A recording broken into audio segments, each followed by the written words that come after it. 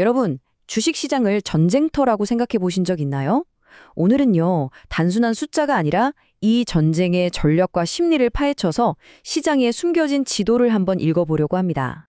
자, 만물은 하나로 돌아가는데 그 하나는 어디로 가는가? 한국 불교의 거장이시죠? 만공선사의 이 화두. 이게 모든 것의 본질을 꿰뚫는 질문이라고 하는데요. 근데 놀랍게도 말이죠. 이 질문이 우리가 매일같이 마주하는 주식시장의 본질하고도 아주 깊이 연결되어 있습니다. 이 철학적인 질문을 우리 투자에 한번 적용해 볼까요? 우리는 맨날 묻잖아요. 시장 오를까? 내릴까? 하고요. 근데 진짜 중요한 질문은 어쩌면 이게 아닐지도 모릅니다. 바로 도대체 시장이라는 게 뭘까 하는 거죠. 이 본질을 이해할 때 비로소 그냥 예측을 넘어서는 진짜 통찰을 얻게 되는 거거든요. 네. 그래서 첫 번째 섹션 선사의 질문부터 시작해 보겠습니다. 아, 나 바닥 놓쳤나? 이 질문 정말 익숙하지 않으세요? 하락장에서는 그때 살 걸 하는 후회랑 이러다 나만 두고 오르는 거 아니야? 하는 불안감이 막 뒤섞이잖아요. 완벽한 타이밍을 잡아야 한다는 이 압박감, 이게 바로 우리를 지치게 만드는 주범입니다. 그런데 이 바닥에 대한 집착이 아주 치명적인 함정을 만들어요. 수익만 쫓다 보니까 정작 제일 중요한 리스크 관리는 까맣게 잊어버리는 거죠. 떨어지는 칼날을 잡는 것처럼 손실 보고 있는 주식을 계속 사들인다? 이건 투자가 아니라 그냥 리스크를 방치하는 거나 마찬가지예요. 당연히 꾸준한 성공이랑은 점점 거리가 멀어질 수밖에 없고요. 자, 그럼 이제 두 번째 섹션, 고대의 시장 전쟁터로 한번 가보겠습니다. 배경은 기원전 300년경 중국의 전국시대입니다. 아주 강력했던 진나라가 천하 통일을 노리고 나머지 6나라가 힘을 합쳐서 맞서던 그런 혼란의 시기였죠. 바로 이때 소진과 장이라는 두 명의 불세출의 전략가가 등장해서 역사의 흐름을 바꿔놓습니다. 이들이 내세운 전략이 바로 합종책과 연횡책입니다. 합종책은 소진의 전략이었는데요. 약한 6나라가 세로로 쫙 연합해서 뭉치면 살고 흩어지면 죽는다는 논리예요. 반면에 연횡책은 장의의 전략인데 강대국인 진나라가 약소국들이랑 하나하나 따로따로 동맹을 맺어서 이 연합 자체를 와해시켜버리는 일종의 분열 후 정복 전략이었죠. 근데 진짜 놀라운 건 이 고대의 전쟁 구도가 현대 주식시장이랑 소름 돋게 닮았다는 겁니다. 막강한 진나라는 지분 30%를 쥔 외국인 투자자, 숫자는 많지만 흩어지기 쉬운 6나라는 70%의 기관과 개인 투자자라고 볼 수 있죠. 결국 시장의 흐름이라는 건 이 두 거대 세력 사이에서 합종과 연행이 끝없이 반복되는 과정, 바로 그 자체인 셈입니다. 그렇다면 이 시장의 강자, 외국인들은 어떤 전략을 쓸까요? 세 번째 섹션, 외국인 투자자의 플레이북을 들여다보겠습니다. 공포의 살아라는 말이 있죠? 근데 이 격언은 사실 개인 투자자가 아니라 바로 이 거대 자본의 딜레마에서 나온 말입니다. 도대체 왜? 모두가 도망칠 때 이들은 거꾸로 시장에 뛰어드는 걸까요? 이유는 생각보다 간단합니다. 만약에 1조 원으로 어떤 주식을 사려고 해요. 그런데 이미 오르고 있는 시장에서 매수를 시작하면 어떻게 될까요? 주가는 순식간에 폭등할 거고 원래 사려던 물량의 아주 일부밖에 못 사게 되겠죠.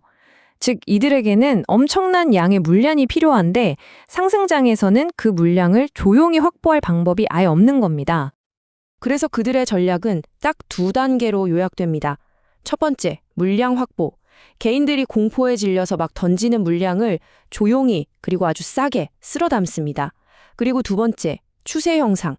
목표한 물량이 다 채워지면 그때부터 본격적으로 주가를 끌어올리면서 완전히 새로운 상승 추세를 만들어내는 거죠. 이게 바로 공포가 이익으로 바뀌는 메커니즘입니다. 자, 그럼 우리는 이 흐름을 어떻게 읽어야 할까요? 네 번째, 시장의 심리선에 대해 알아보겠습니다. 보통 전문가들이 21선, 61선, 121선 이런 이동평균선을 많이 이야기하죠. 하지만 이런 교과서적인 숫자들로는 한국 시장 참여자들의 그 복잡한 집단 심리를 온전히 읽어내기가 어렵습니다. 그래서 우리에게 필요한 건 바로 심리선이라는 개념입니다. 이건 단순히 가격의 평균이 아니에요.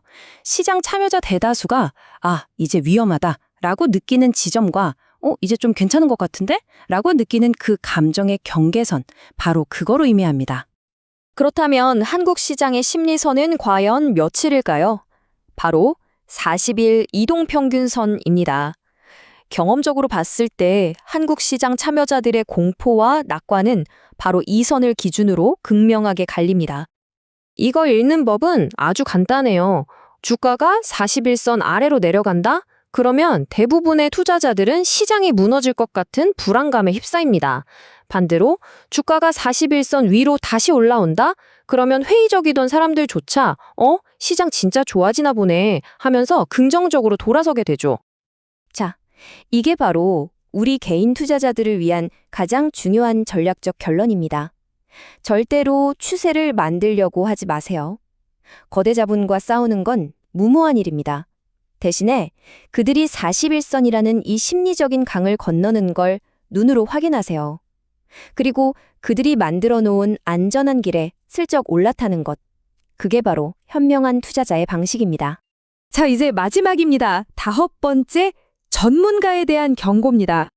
얼마 전에 뉴스에도 나왔었죠. 일부 증권사 애널리스트나 소위 전문가라는 사람들이 내부 정보를 이용하거나 허위 추천으로 사적인 이익을 챙기다가 적발된 사건이 있었습니다. 이건 우리가 이 정보의 전쟁터에서 얼마나 신중해야 하는지를 보여주는 아주 현실적인 사례예요. 사실 이건 금융계만의 문제는 아닐 겁니다. 의사든 법조인이든 어느 분야나 마찬가지잖아요. 90%의 정직하고 훌륭한 전문가들이 있다면 안타깝게도 10% 정도는 그렇지 않은 사람들이 존재하죠. 문제는 이 소수의 10%가 시장 전체의 신뢰를 무너뜨릴 수 있다는 겁니다. 그래서 우리는 이 전쟁터의 거짓 전령과 부패한 척후병을 경계해야만 합니다. 그들이 퍼뜨리는 조언은 여러분을 위한 게 아니에요. 시장의 진실을 알려주기보다는 자신들의 이익을 위해서 다른 투자자들을 유인하려는 미끼일 가능성이 훨씬 높습니다. 자, 오늘 우리는 시장이라는 전쟁터의 구도를 파악했고요. 거대 플레이어들의 전략을 꿰뚫어 봤습니다. 그리고 41선이라는 아주 결정적인 지도까지 손에 넣었죠. 이제 모든 건 여러분에게 달렸습니다. 이 지도를 손에 쥔 당신, 이 전쟁터를 어떻게 항해하시겠습니까?